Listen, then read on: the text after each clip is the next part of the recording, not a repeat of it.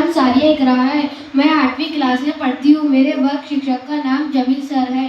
मेरे स्कूल का नाम महानगर पालिका हेतु स्कूल नंबर 10 है। मेरी कहानी का अनुमान है समय की कीमत। एक बार की बात है, एक गांव में एक बूढ़ा आदमी रहता था। वो अपने बेटे से बहुत परेशान था क्योंकि उसका बेटा बहुत नालायक था, वो कामचोर था। वो गांव में इधर से उधर घूमता था। एक दिन उस बूढ़े आदमी ने अपने बेटे को सबक सिखाने का सोचा। उस बूढ़े आदमी ने अपने बेटे को अपने पास बुलाया और उससे कहा कि बेटा, घर के अंदर अलमारी में एक घड़ी रखी हुई है, तुम उसे बाहर लाओ। लड़का घर के अंदर जाता है और घड़ी निकाल कर लाता है। फिर उसके पिताजी उससे कहते हैं, तुम इस घड़ी को अपने साथ बाजार में लेकर जाओ। वहाँ तुम्हें जितने भी लोग मिलेंगे सबसे इस घड़ी की कीमत पूछ कर आना। लड़का उस घड़ी को अपने साथ बाजार में लेकर चले जाता है।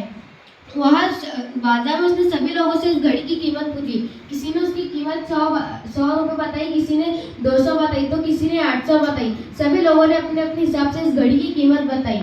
लड़का घर पर वापस आता है और वो अपने पिताजी से कहता है, पिताजी, बाजार में सभी लोगों ने इस घड़ी की कीमत अलग अलग बताई। किसी ने 1000 बताई, किसी ने 100 बताई, किसी ने 200 बताई। उसके पिताजी कहते हैं, ठीक है, घड़ी को रख दो और जाओ। अगले दिन फिर उसके पिताजी उसे बुलाते हैं और कहते हैं, जाओ घड़ी को लाओ। लड़का फिर जाता है, घड़ी को लेकर आता है। अब उसके पिताजी कहते हैं, आज जाओ बाजार में इस घड़ी के अंदर जो समय चल रहा है उसकी कीमत पूछ कर आओ। लड़के को समझ में नहीं आ रहा था कि उसके साथ उसके पिताजी उससे क्या करवाना चाह रहे हैं। लड़का दुखी मन से बाजार चला जाता है। वो बाजार में सभी से इस घड़ी के अंदर जो समय चल रहा है उसकी कीमत पूछते हैं। लोगों को ऐसा लगता है कि इसकी मानसिक स्थिति ठीक नहीं है। कल ये घड़ी की कीमत पूछने आया था और आज ये समय की। कुछ लोग उस पर हंसने लगते हैं, कई लोग उसे भगा देते हैं।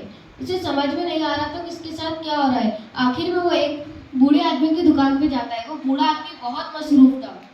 वो लड़के का सवाल पूछते ही समझ जाता है कि लड़का उससे क्या पूछना चाह रहा है।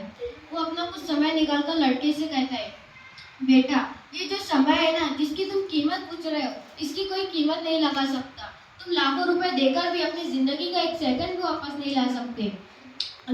टाइम की एक अच्छी बात और एक बुरी बात है। बुरी बात यह है कि टाइम गुजर जाता है। अच्छी बात यह है कि तुम उस टाइम को किस चीज़ों में गुजारे हो, ये तुम्हारे हाथ में होता है। सभी के पास दिन में 24 घंटे होते हैं, अमीर के पास भी और गरीब के पास भी।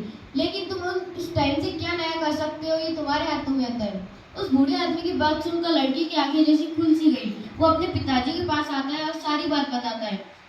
उस दिन के बाद से उस लड़के की जिंदगी बदल गई। दोस्तों, टाइम कहते हैं, टाइम फ्री, सबके लिए फ्री है, लेकिन टाइम प्राइसलेस है। तुम उसे खरीद तो नहीं सकते, पर तुम उसे इस्तेमाल कर सकते हो। तुम उसे रख तो नहीं सकते, लेकिन तुम उन्हें अच्छी चीज़ों में स्पेंड कर सकते हो। इसीलिए टाइम का सही उपयोग करो।